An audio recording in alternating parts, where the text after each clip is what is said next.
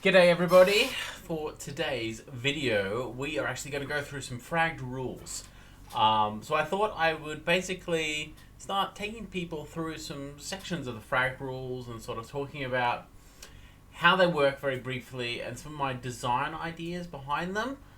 So when you're reading the rules or running your own game, you can sort of see the direction that I was wanting to point people towards. So this is no way going to be an exhaustive coverage of all of these rules, but it should act as a good primer. Yeah, let's jump into it. So today we're going to be doing skills, arcane rolls, and skill roll damage. So those who are familiar with Fragged by 1st edition will be very comfortable with how skills work in Fragged. It's been refined a little bit in 2nd edition. And those who are used to use some of the expanded titles, such as Seas, Kingdom, and Eternum, will be more comfortable with the idea of arcane rolls. And skill roll damage is something that started to show up in Fragged Eternum, and then I've refined that really a lot more tightly in this Fragged Empire 2nd edition here. Let's just start at the start of the rule book. The skill rolls are pretty right near the beginning, so we'll get to those pretty quickly. So, let's just start off with a introduction page, sort of talking about what is an RPG, running a game, what you'll need, and just a bit of a how to use this book, which is very important. I highly recommend that as you're going through the rule book, you also have a character sheet with you, sitting with you. Character sheets are effectively like cheat sheets or summaries of an entire rule system boiled right down, so that will help you a lot. And at the back of the rule book, as all of you Fragged fans will know, is where I have all the lists of all the traits and the equipment and stuff like that. So I haven't dispersed those through the book. They're all compiled right at the back for easy referencing. So it can make it a little bit trickier the first time you're reading through. You're like, well, where are all these traits and these weapons that the rules are talking about? They're all in the back. And as you become familiar with the rules, you'll be thankful for that because it's just a lot easier to use. And then we have the contents page. I'll put all the page numbers and stuff in there. And cool. Character creation. We've covered that a little bit before. And levels, species, attributes. We'll go over these another time. Let's have a look at skill rolls. Okay, so skill rolls make use of the core resolution mechanic for Fragged, which is the rolling of 3d6, add a bonus, and you're trying to get a target number. So a typical difficulty will be sort of, in my games, I like to use 12 or a 14. And yeah, if you succeed, then the GM explains what happens. Anyway, so that's all pretty common. And you know that if you roll a 6, that's called a strong hit. And you can do something special there. A default strong hit that all people have access to in Fragged Empire 2 is effort, which allows you to use that 6 to re-roll another die. So if you roll a 6, a 1, and a 1, you can use that 6 to re-roll the 1. And if you roll another 6, you can re-roll it again. I've seen that happen. That's pretty fun. And I want to explain why I've done the mechanics this way. Okay, so a D20 has this advantage that when it's rolled on the table, the whole table instantly knows whether it was a good roll or not. So if an 18 is rolled or a 4 is rolled, you get this collective sort of uplifting or happens as the die rolls. And it's this shared experience, not just with the die roller, but the entire table. The 3d6 system is disadvantaged in that way in that you have to add up the pips. And so therefore it's usually, if you roll 5, 5, 6, then the whole table knows, or a 1, 1, 3, you'll still get that point, but those are much rarer. And so normally just the die roller is primarily involved with that. and you don't get that collective all thing. But with Fragged, because rolling a 6 is so important, you get that little uplift moment. So if you see someone roll 661 and the whole table goes, yeah, they know that's a good roll. 6s are important. As you know, 6s, as you gain traits, can be used for other special effects. And so that's kind of the way that I've done it there. Something I've done with this system for Fragged Empire 2 is I've clarified the difficulties a lot more. So routine tasks, this is anything that really requires a roll under a 10. I've just said automatic roll. If it's just get on with the game. You don't need to roll all the little pithy rolls. The other system that I've inserted in is this unexpected consequences system. So this is saying that if you roll 4 or above or below the required difficulty, the GM should feel free to add an additional unexpected positive or negative consequence. And I know a lot of GMs are kind of already doing this, but I just wanted to sort of clarify, no, this is the rules are saying it's not just you roll then you pass, but there should be an additional narrative effects to a particularly good or bad roll. And I've given a bunch of examples here just to sort of spark people's imaginations. Yes, and this is the strong hit system rule. Then we get on to the skills. Okay, so I'm just going to open up also standard character sheet so people can see here as well. So these are all the skills here are listed on the side. Okay, so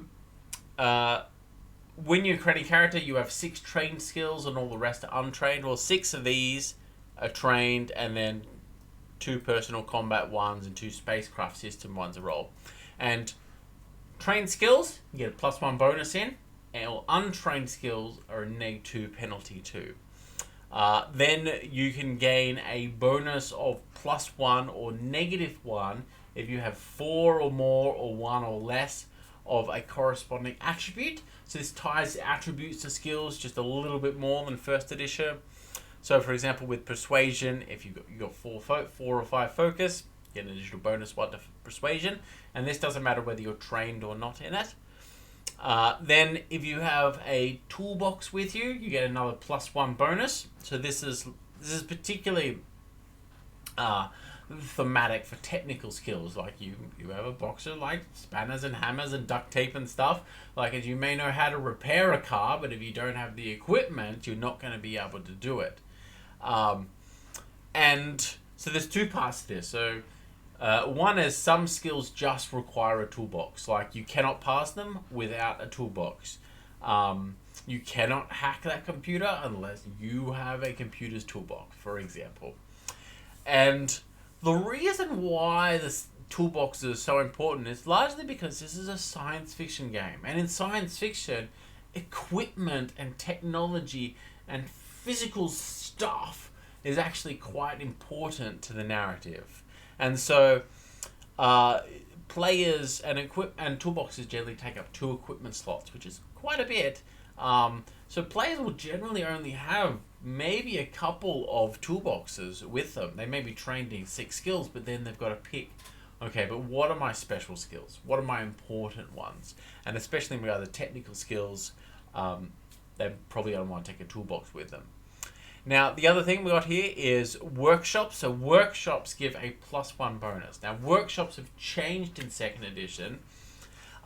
So workshops are generally, they're like, a mechanics workshop is the obvious one, but it could also be a library or a gym, okay? It's a room with space and equipment for performing and training and practicing a particular vocation.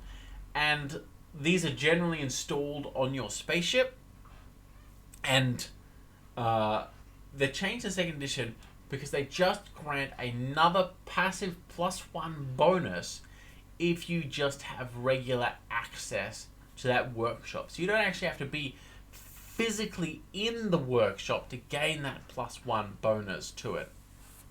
And what this also means is that as a group, the players will need to decide, well, what workshops they're going to put on their spaceship, or are they just going to leave as much room as possible for storing loot and cargo and things like that.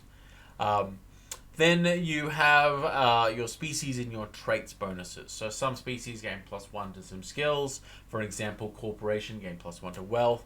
And then traits generally can give up to, I think it's +4 is the maximum, maybe +3. I'll need to check my charts for that one. So if you're really wanting to max out on a skill, trained in it, have 4+ of an attribute in it, have a toolbox and a workshop, and then get all the synergistic traits, and you can max out. Now you're thinking, there's another thing here. Well, if I really want to be a rich person, but I'm a legion, I don't gain +1 as wealth, so therefore I can never be as good as wealth as a corporate character. So I feel shoehorned into playing a corporate if I want to be a rich character. There are specific traits to address this issue. And these traits give a bonus to, let's say, +1 to 2 different skills that you're not gaining a 4+ attribute bonus in, or a species bonus. So these are special traits. There's a number of them scattered throughout the book that can help give you that extra +1 that you would normally only gain from having a species or a 4+ in an attribute. So you don't have to be... so for example, mechanics usually strong. Maybe you don't want to be the big muscly mechanic. You might want to be the thin little, we always underestimate you, weedy character, but you're actually a badass mechanic. And you can select a specific trait and then just give yourself that extra +1 to mechanics as if you had 4 strength or more. Okay, so that's sort of explaining the structure there for that. Let me just see. Okay, so we will now go through some of the skills, and a lot of these are I'm hoping are self-explanatory, what they are, but we'll just sort of go through them briefly, sort of talk about what one each is. Okay, so wealth represents your character's sort of knowledge of business. You're able to calculate interest, for example, but also understanding legal documents and the value of things. But it also represents the amount of sort of loose or available cash that your character has with them. So you don't actually track money as much in Fragged. There are systems for it, but generally not keeping track of every dollar or every credit. Sci-fi, so everything's a credit. And wealth can be used for purchasing small stuff and things like that. Leadership is your force of personality, social skill. So speeches, intimidation, oratory, interrogation, sort of commanding presence type stuff. Persuasion. I skipped persuasion. Persuasion is more of your subtle communication, social skill. So it's conversation, it's lies, it's deceptions, it's nudging people in the right direction, the direction that you want them to, spreading rumors, subtlety. Okay. Psychology is the next social skill.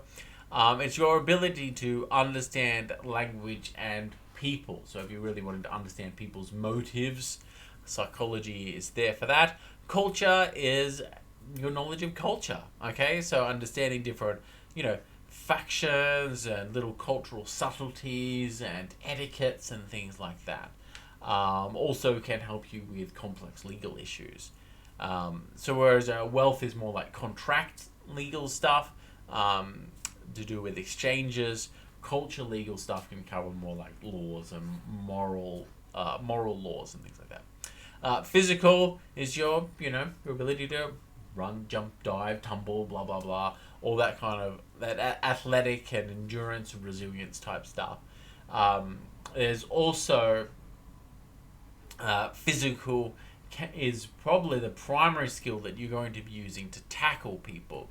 So let's say in combat, or the same rule can be used out of combat too for tackling people, but in combat there's some specific, here is the mechanical thing of what it does as well, per turn sort of stuff. As you perform prep action, which you can use to perform a skill roll, and one of those can be tackle. So that is simply, like a normal skill roll, you describe your approach, and the GM says, oh, yep, you're a big muscly person, they're a little person, you might gain a bonus, this is easy. And if you succeed, you suppress both of you, and you may push them equal to your strength minus their strength. Okay. It's also mentioned here that physical is a good skill for removing the burn and inhibit effects. So in combat, there are some weapons that can set you on fire, or like a goop gun that can inhibit you. And they say this applies this penalty until a suitable skill roll of 12 is rolled. Physical is a good one for that, stop, duck, and roll to put out the fire, or rip the goop off, Cool. Resolve is your ability to force your mind to do as you wish. So this is your bravery, conviction, perseverance, but also your ability for self-reflection, sort of psychology yourself in a way. Resolve is a little bit different to a lot of other skills in that most other skills are focused on action to do a thing, whereas resolve will quite commonly come up as a response to something. So you encounter something scary, and the GM will say, make a resolve to do this. Or say, well, I wish to do this, and the GM says, well, that goes against your personal convictions and your complications. You're going to need to make a resolve roll to do that thing, to go against your nature. Okay, next one is awareness. So this is used for just using your senses to perceive your environment. Pretty safe skill, but it also covers searching for stuff and also deduction and investigation. So gathering and putting together clues. So as you being clever. Awareness helps with that. Awareness can of course be used to help find stealth people, but there's a particular thing is that awareness cannot be used for acquisition rolls. So acquisition rolls are spare time rolls. If you're from first edition, we've just changed the name of them. And the reason for this is because awareness is such a safe skill choice to make. Because as you're exploring and you're adventuring, you can constantly be rolling awareness for like spotting clues and finding things. And so it's just got so many uses. And I specifically kind of want to curb it a bit by saying that you can't use it for acquisition rolls. So if you're maxing out on awareness, it's going to be so useful during your adventures because you're going to make these high rolls, skill rolls all the time. But you're just not, acquiring your gear through the use of that skill as well. Then we have stealth. So stealth is you hiding against your enemies. So this one is so circumstantial. So by default, you require some form of cover to stealth. So you got to have some means of hiding. So it can be a physical object. It could be just the opponent is distracted, or you're going behind them, or you've got some dust or something. You got to have something to obscure your opponent's perception of you to be able to do this. There is, of course, the chameleon outfits if you want to pull the ghost in a shell and just go invisible straight in front of people's faces, which is always pretty fun.